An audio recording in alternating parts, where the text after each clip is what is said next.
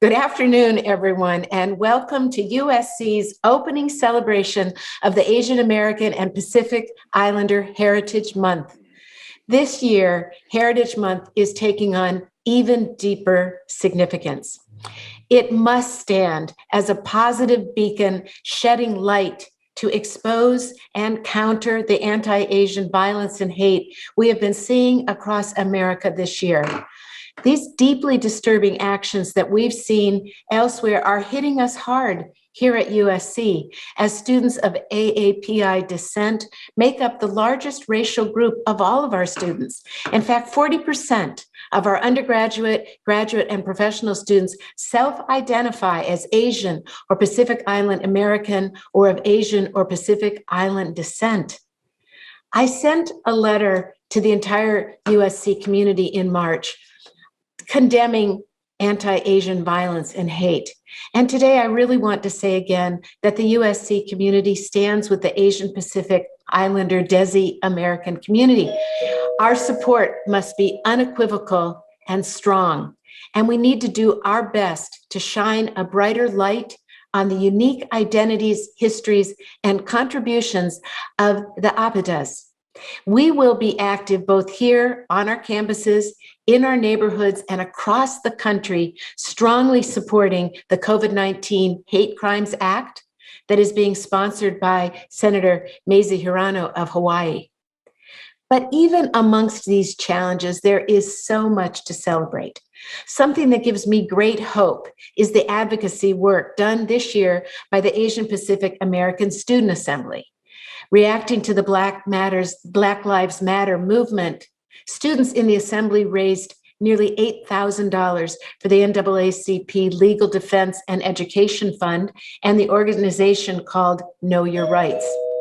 The assembly also partnered with the Burmese Student Association to bring attention to the human rights crisis in Myanmar, and to raise more than $2,500 for the organization Stop AAPI Hate. And finally, it hosted healing spaces for students to gather and support each other as anti-Asian hate crimes shocked each of us. There are so many dedicated leaders in the Student Assembly, but I'd like to mention one who epitomized the focus of Heritage Month. Rachel Kudai is a senior and president of Troy Philippines, a student-led cultural organization. While at USC, she has formed a coalition of Southeast Asian students on campus. This coalition is advocating for more ethnic study courses and extracurricular programming focusing on Southeast Asian diaspora. Rochelle truly lived advocacy 24/7 as the RA of the Appada Leaders Community Floor in our residence halls, in measuring Asian Pacific Island Desi American students. And after graduation, she is taking her community organizing work to the national level. She's accepted an internship with the Conference on Asian Pacific American Leadership in Washington, D.C. Congratulations, Rochelle. Visibility, representation are so important for making sure every heritage is seen and heard. And USC has recently taken steps to make sure Asian heritage is more widely seen in films and in television. In 2019, alums Karen Wong and Scott Lee endowed an APAA scholarship in the name of film director and fellow alum John M. Chu. Each year, 5 cinematic arts students receive financial support and become Chu Scholars.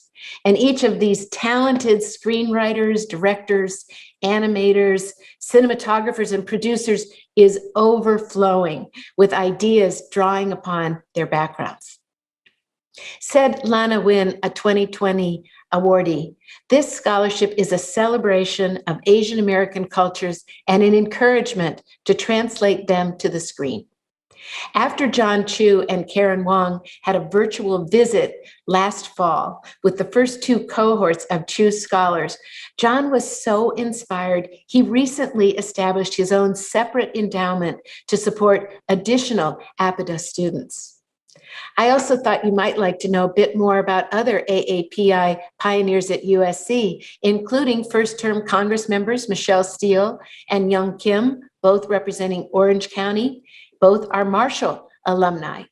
And I thought you might like to know that the first Korean American elected to Congress was a double USC alum, Congressman Jay Kim.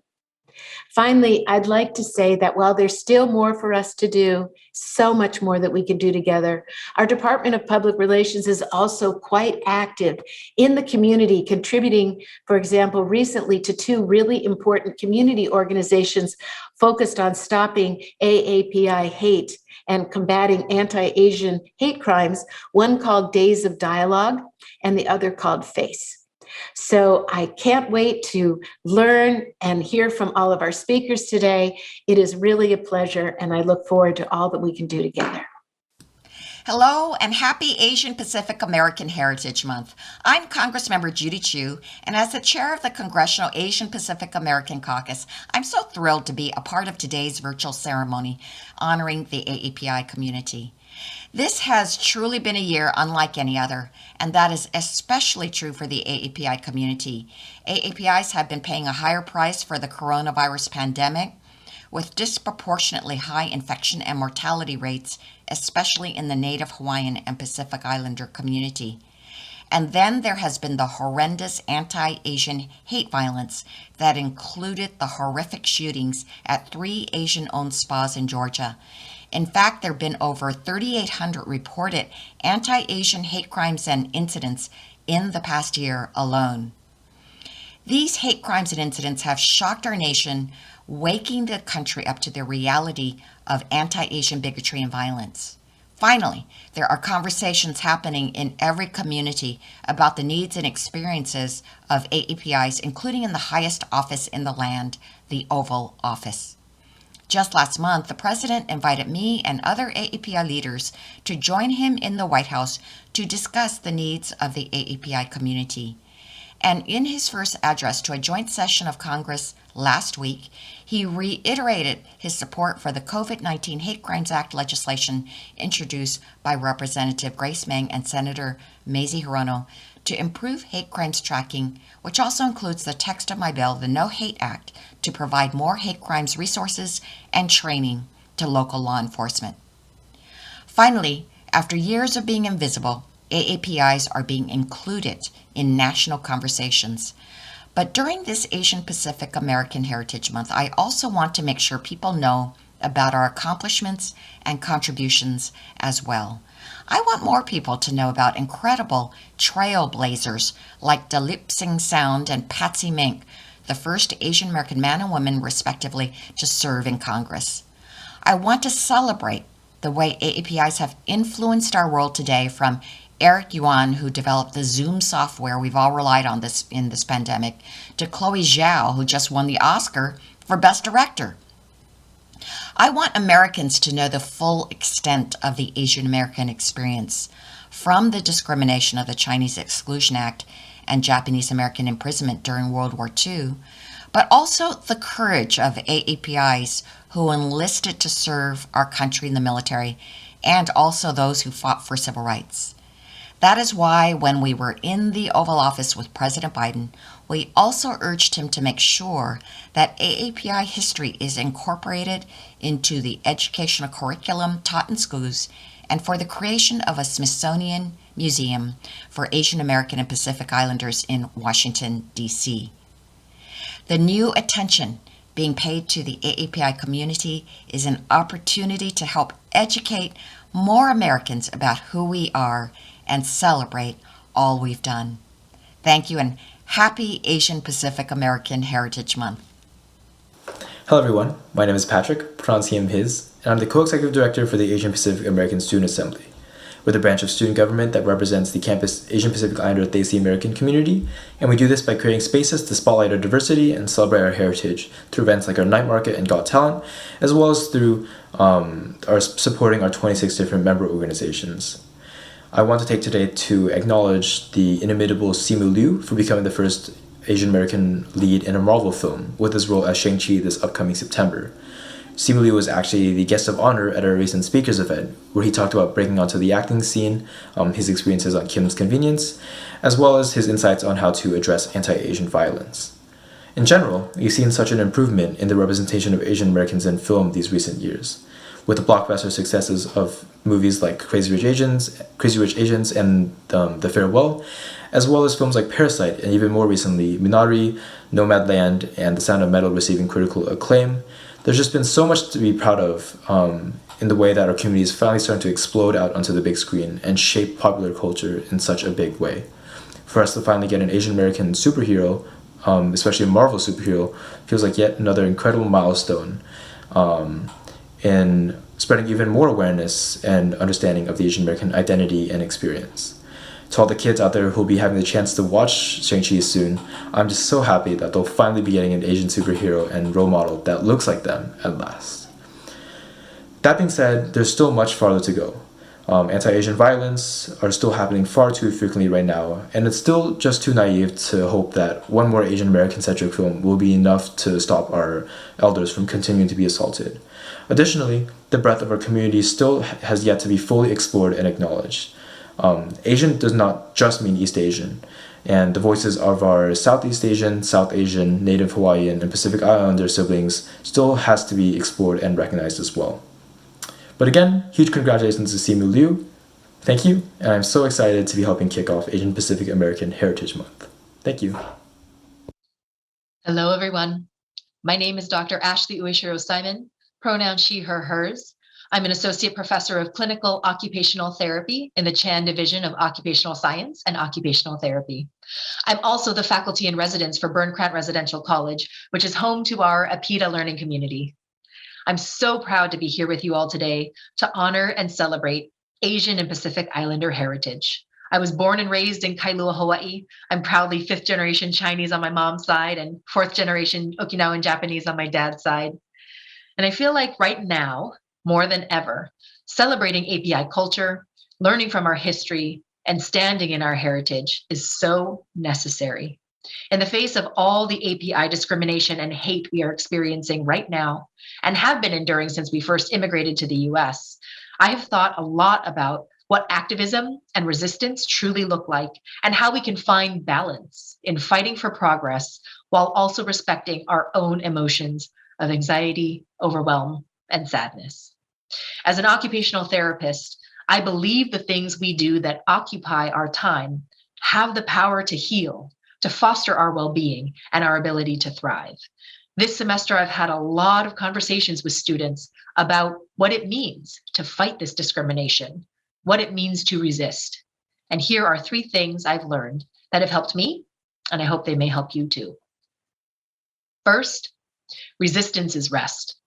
Fighting the grind culture, fighting the notion that if we work ourselves to the bone, we will somehow be more successful and therefore more accepted. Learning that if we can give ourselves the grace that we give others, we can tap into even more of our potential. Second, resistance is work. Working hard to advocate for change and fight oppression and the labels that have been placed upon us, yes, but also doing the hard work that it takes to foster a true sense of belonging for everyone, making everyone feel valued, heard, seen, and included.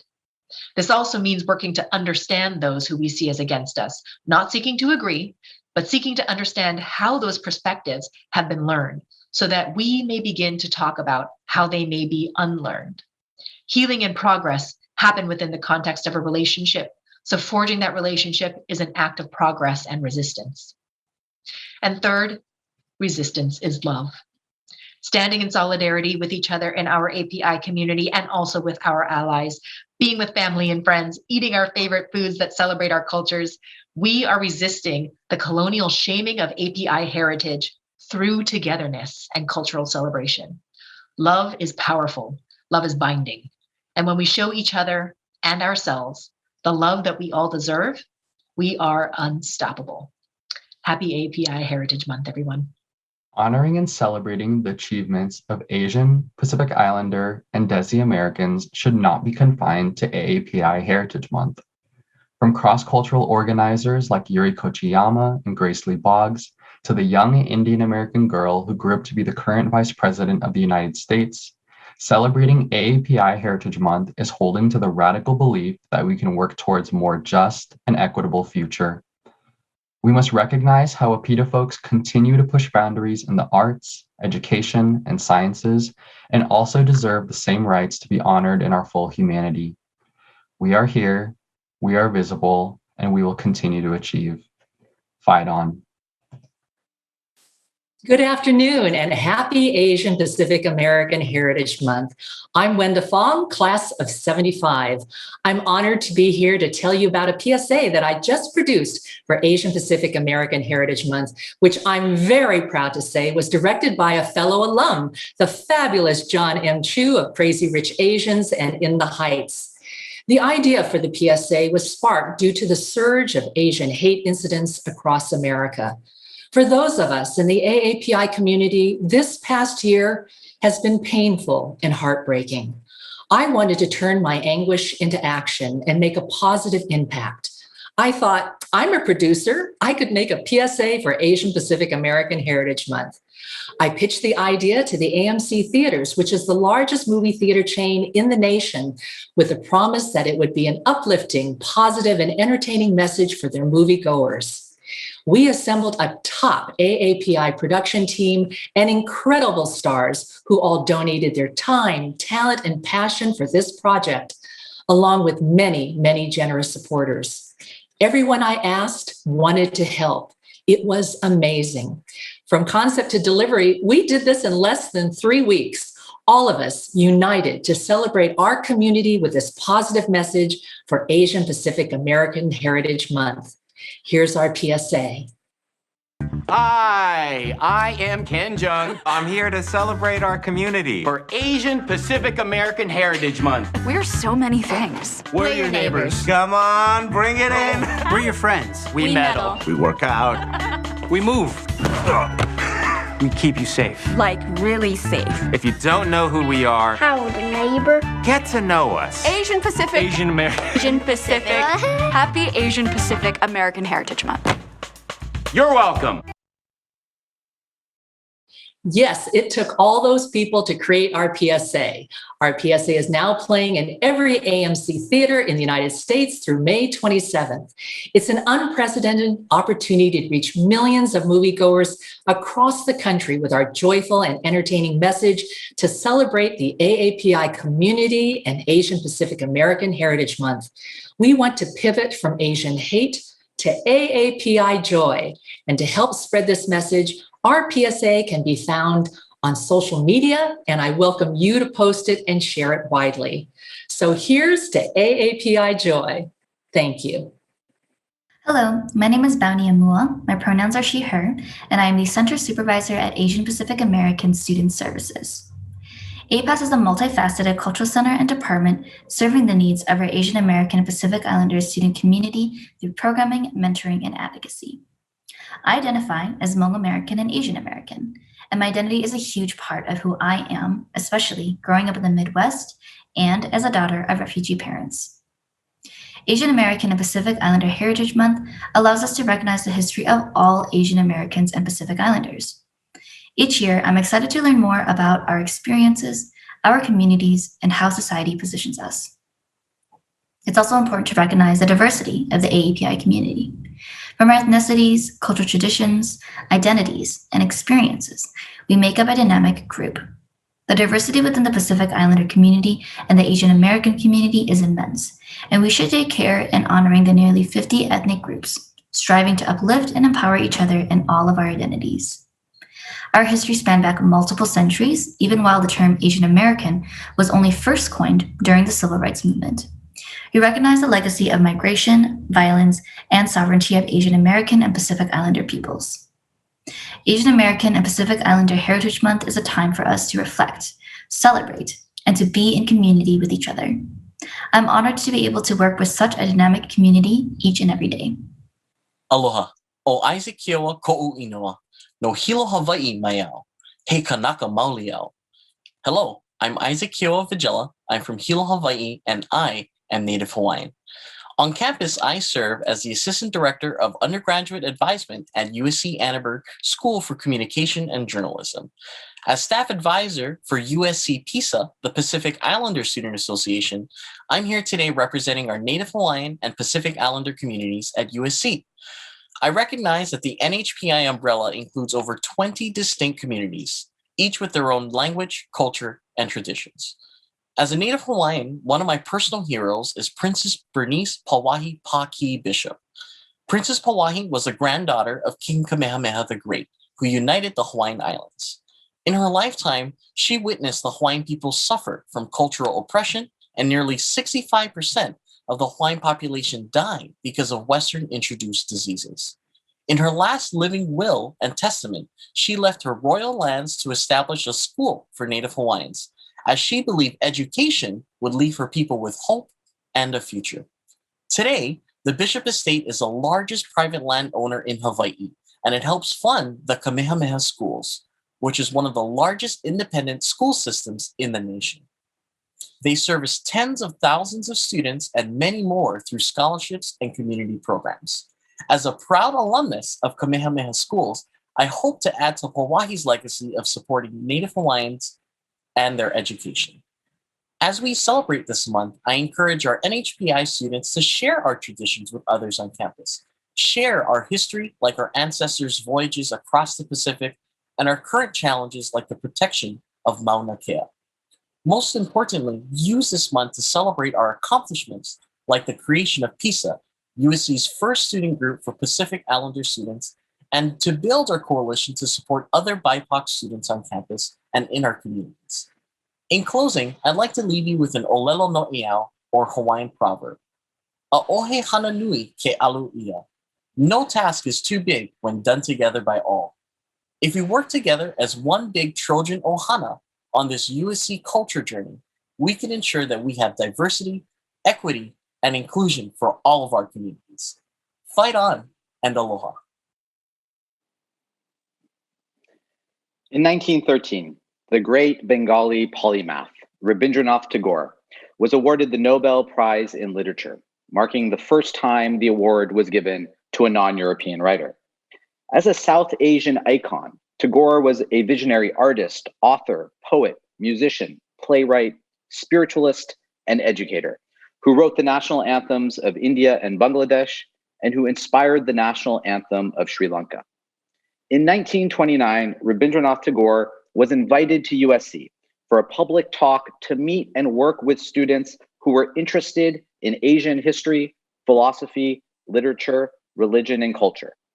Several years ago, the university's archivist sent me an extraordinary photo of Rabindranath Tagore standing outside of Bovard Auditorium, as well as an accompanying article about his USC visit from the Los Angeles Times. And it made me wonder about Tagore's decision to make the long journey from India to USC at that time. After all, his visit happened only 5 years after the Johnson-Reed Act essentially banned Asians from immigrating to the United States, a law that stood for more than 4 decades, marking a long and dark history of legal Asian exclusion and alienation, discrimination and denaturalization, internment, and incarceration. Tragically, the toxic anti-Asian xenophobia that Tagore encountered in the United States nearly 100 years ago endures and is manifest over the last year through hate crimes, targeted violence, and online scapegoating. But despite this national climate of exclusion, USC has cultivated and embodied a culture of inclusion from its inception. Indeed, we enrolled Asian international students in our first graduating class in 1880, thereby ensuring that USC has always been a global university and that the Trojan family has always been a global family.